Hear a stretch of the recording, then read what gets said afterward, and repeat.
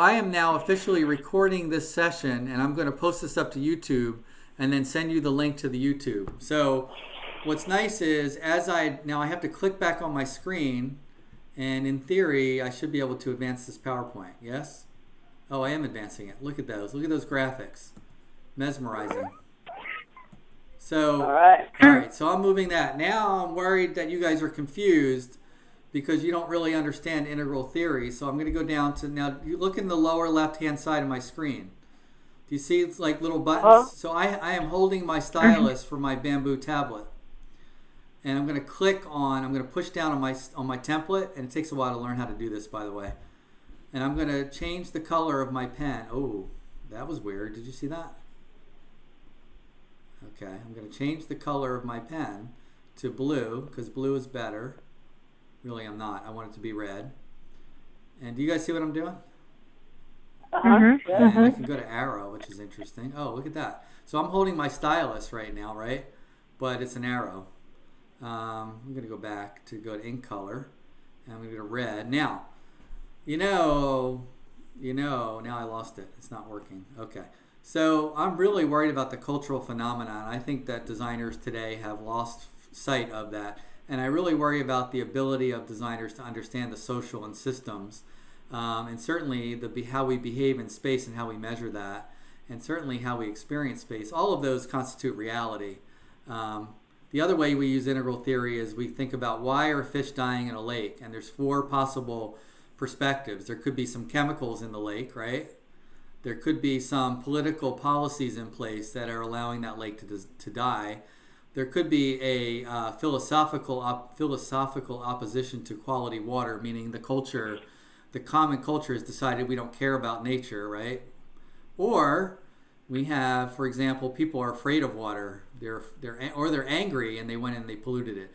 But these are the actions of an individual person who pollutes the water. This is the actions of a group. Now, so you see that I'm using my stylus pretty cleanly here. It's not pretty, but it really does work. What's kind of interesting about it, when you go forward and back, they stay for a while. Wow. You can save these markups if you want, or when you exit out of PowerPoint, it'll ask you if you want to get rid of them. Usually I just get rid of them.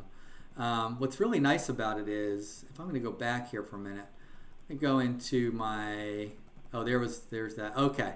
Oh, I got to show you this. So, by the way, you guys, that's the Omega Center, right? So what they realize is this is a living machine in here, which is purifying the water for the site.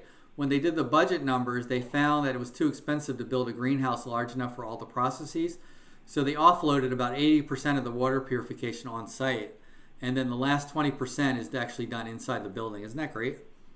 That's that's the first Living Building Challenge building ever built in the East Coast anyway.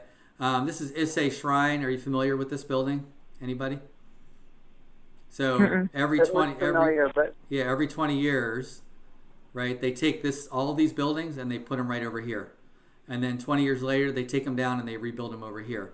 So the idea there is the idea of craft and of quality and the monks and tradition. So my point being there is that permanency is not the only way to make a sustainable building. You can make something that has cultural vibrancy or cultural significance and it will persist. And this has been now for 5,000 years. They've been rebuilding this every year. Every 20 years they rebuild it. Isn't that cool? Okay, so you get the point. And just to show that I do care about landscape architecture, I picked the most architectural landscape I could find. Sure, Luis Barragan. Yeah, right. but the water's not flowing. What happened to the water? No, I have other landscapes, Lois. Just to be fair, I'm going to prove it to you. That's okay. I do love him, so that's okay. By the way, this is really important. This is the best picture of falling water I've ever seen. To me, that was what falling water was about, in my view. It wasn't about the cantilevers. Yeah. It's really about this. I mean, that's a moment of architecture. Nobody shows that picture. Yeah. And then the relationship between stone and this stone. I mean, really, pretty darn amazing, isn't it? Okay, I'm going to stop preaching to you now, and I'm going to hit escape here. So it says here, when I hit escape, it says, do you want to keep your ink annotations? I'm going to discard them. Sound good? Yes, good. Yeah.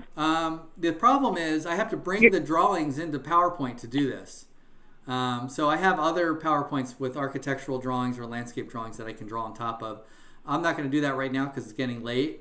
But what I want to do is hit stop Right. recording, and I want to post this recording up. So Okay. now I've been doing this for a while, so I know that it's Shift F10 to stop.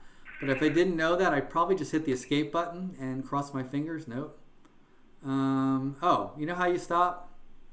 I don't know how to stop. Actually, I don't. I'm going to hit